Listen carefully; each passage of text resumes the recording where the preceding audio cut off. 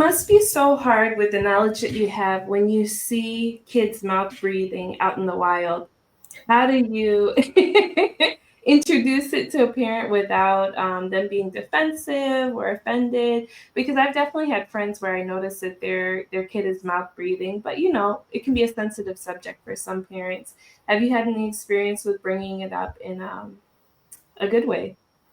Yeah, so when I'm in social circles, because that's really the only time I will never walk up to somebody out in the wild. I love that you said that. I will never walk out to somebody in the wild, like at an airport or whatever, and just like start imparting information.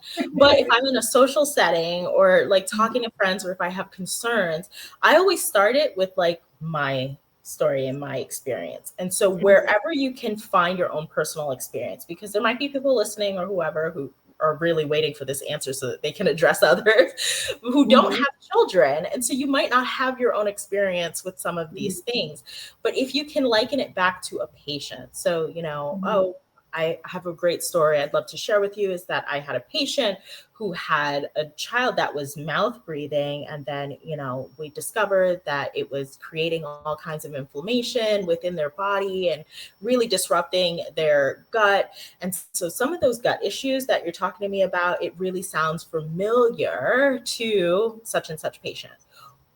I just would start in with like my own story. And I just really tell how some of these things I didn't see, or some of these things I didn't think were an issue, really created such a big manifestation of other issues that were so unexpected.